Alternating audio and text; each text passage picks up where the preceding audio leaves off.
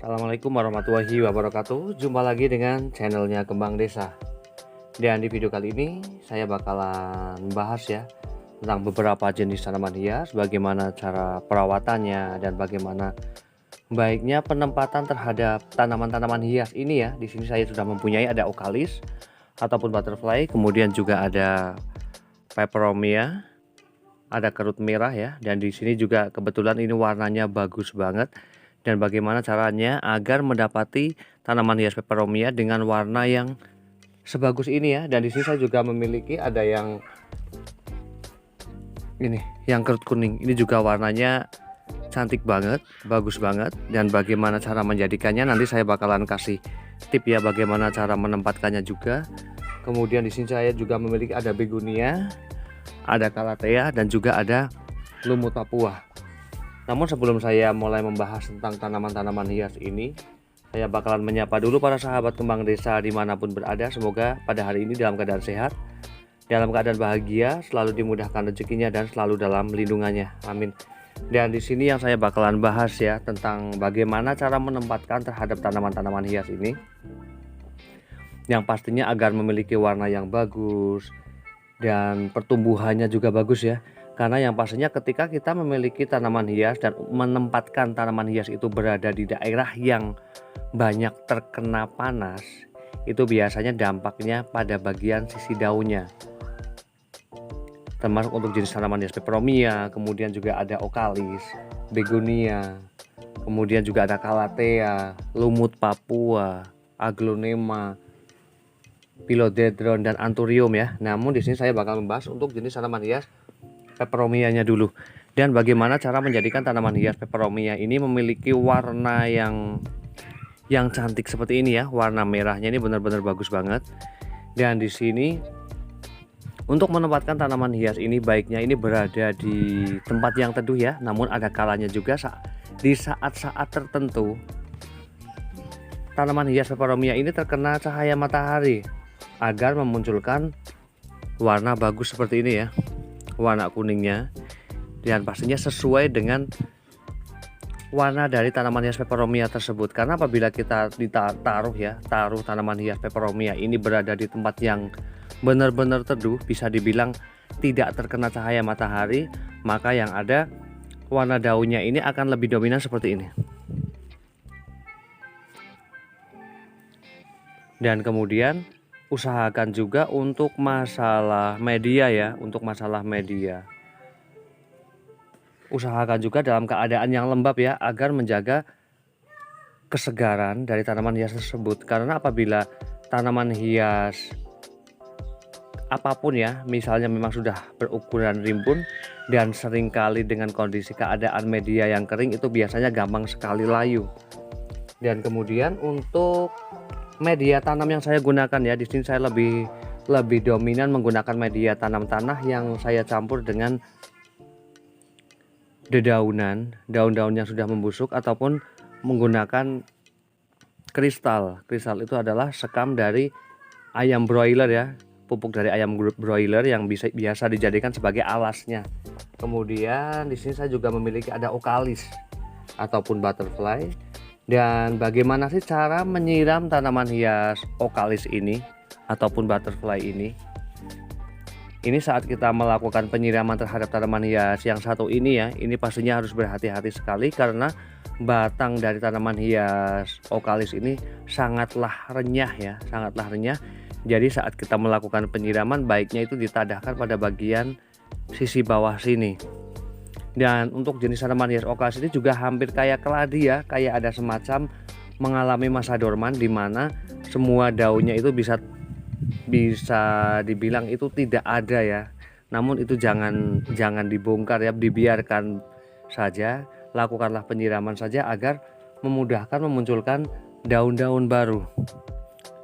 Dan yang pastinya untuk penempatan terhadap tanaman hias okalis juga berada di tempat yang teduh ya. Karena untuk daun dari tanaman hias okalis ini benar-benar sangatlah tipis. Jadi ketika kita taruh berada di tempat yang banyak terkena cahaya matahari, maka juga akan gampang sekali kusam. Dan karakter berikutnya untuk jenis tanaman hias okalis ini, ketika pada malam hari ya, untuk jenis tanaman hias okalis ini itu biasanya akan menutup ya pada bagian daun-daunnya seperti kayak putri malu. Dan untuk penyiraman juga untuk jenis tanaman hias okalis ini juga lebih suka di media-media yang lembab ya. Dan sebenarnya hampir semua jenis tanaman hias itu suka media yang lembab. Yang penting jangan sampai basah dan tergenang ya, karena apabila terbiasa basah ataupun tergenang itu biasanya gampang sekali untuk lonyot pada bagian batang ataupun pada bagian bonggolnya ya. Kemudian di sini saya juga memiliki tanaman hias, ada begonia. Kemudian di sini ada marmaduke ya. Nah, berbeda lagi dengan tanaman-tanaman hias sebelumnya seperti ada okalis ataupun peperomia. Tanaman hias yang satu ini memang cukup dibilang rewel ya, karena seringkali ketika kita membongkar tanaman hias begonia dan kita menggunakan media yang baru, itu biasanya hasilnya itu akan kayak terbakar dan akhirnya membusuk dan mati ya. Dan menurut saya ketika kita mau menanam tanaman hias begonia dan mengganti media yang baru, baiknya media barunya itu sebelumnya memang sudah difermentasikan dulu ataupun sudah dicampur terlebih dahulu, setidaknya 1 minggu ataupun lebih bisa ya.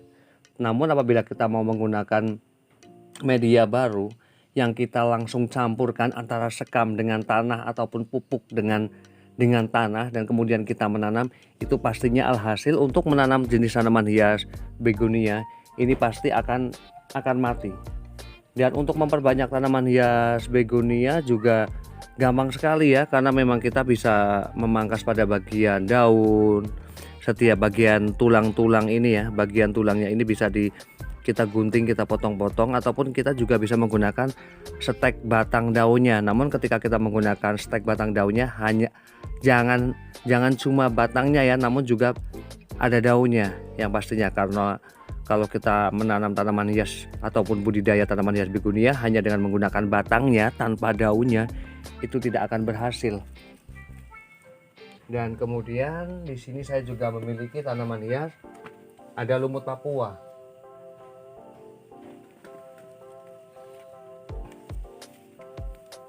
Dan untuk jenis tanaman hias lumut Papua ini penempatan tetap ya, harus berada di tempat teduh untuk menjadikan warna daunnya ini tetap hijau dan terlihat segar. Dan yang pastinya yang paling utama untuk perawatan terhadap tanaman hias lumut Papua ini, yang penting itu jangan telat air ya, jangan telat dilakukan penyiraman. Karena apabila kita telat ya melakukan penyiraman terhadap tanaman hias lumut Papua ini biasanya gampang sekali untuk kering dan daunnya juga menjadi coklat. Namun apabila kita menyiramnya itu telat sehari 2 hari ya, itu biasanya akan coklat saja, tapi ketika kita lakukan penyiraman itu akan tetap tumbuh, akan kembali segar ya apabila kita lupa ataupun telat melakukan penyiraman. Dan kemudian di sini saya juga ada calathea.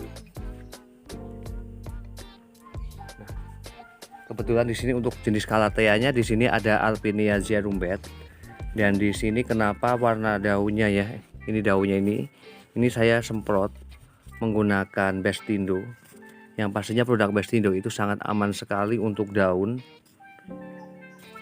karena yang pastinya ketika kita memiliki banyak tanaman hias, kita tidak mungkin ya untuk melakukan pengecekan per helai daunnya. Jadi di sini saya menggunakan produk Bestindo untuk mencegah ulat agar tidak merusak pada bagian daun tanaman ya. Dan untuk jenis tanaman hias calathea apabila sudah berukuran seperti ini ya, sudah berukuran jumbo seperti ini, untuk penyiraman itu wajib sekali 1 hari sekali secara rutin. Kembali lagi untuk menjaga kesuburan dari tanaman hias tersebut. Dan pastinya juga untuk masalah penempatan ya, penempatan juga berada di tempat yang teduh, karena untuk jenis tanaman hias calathea apabila mulai terkena cahaya matahari ya, itu biasanya pada bagian daunnya itu akan mulai menutup ya. Dan sama halnya seperti tanaman hias ada keladi.